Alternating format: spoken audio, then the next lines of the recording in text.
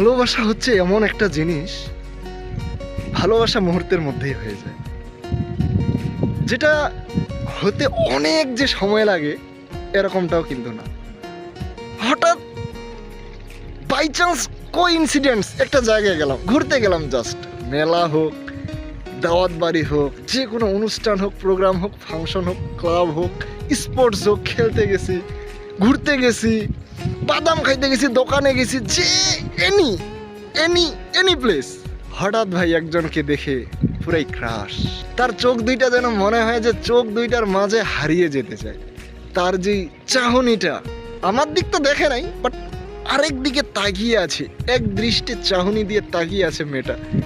সেই তাকিয়ে থাকাটার মাঝে যেন মনে হয় যে আমি তার দিকে সারাদিন তাকিয়ে থাকি, তার দিকে সারাদিন তাকিয়ে থাকলেও যেন জীবনটা শেষ হবে না, নিজের গোটা জীবনটা উৎসর্গ করে দিতে পারি, বিসর্জন করে দিতে পারি। হঠাৎ সৃষ্টি হয়ে যায়, ফিল পাই, এটাই তো ভালোবাসা, তাই না? আর ভালোবাসার অনুভূতির মাঝে সব প্রেমিক প্রেমিকা হারিয়ে যেতে চায়। যেই হারিয়ে যাওয়াটা একান্তই শুধুমাত্র আপন, শুধুমাত্র সেই মানুষটার সাথে হারিয়ে যাওয়ার ইচ্ছা করে, অন্য কোনো আদারওয়াইজ অন্য কোনো মানুষের সাথে হারিয়ে যাওয়ার ইচ্ছা করে না। এটাই লাভ, এটাই ভালোবাসা। মানে আমি বোঝাতে যাচ্ছি, পৃথিবীতে অনেক মানুষ আছে, অনেক সুন্দরী মেয়ে আছে, অনেক অপরূপ ভরপুর ছোঁয়ার অনেক মেয়ে আছে ভাই, কিন্তু তারপরও তাকে দেখে আমার মনটা কেন নড়বড়ে হয়ে গেল। তাকে দেখা মাত্রই আমার মনের মধ্যে একটা সুনামি, একটা সাইক্লোন, একটা ঝড় বয়ে গেল, একটা পুরো দুনিয়া যেন লন্ডভন্ড হয়ে গেল। তাকে আঁকড়ে ধরে আমি পৃথিবীতে বেঁচে থাকতে পারবো, তাকে আঁকড়ে ধরে এই দুনিয়ায় আমি টিকে থাকতে পারবো। কেন এরকমটা মনে হয়? এটাই ভালোবাসা, এটাই লাভ।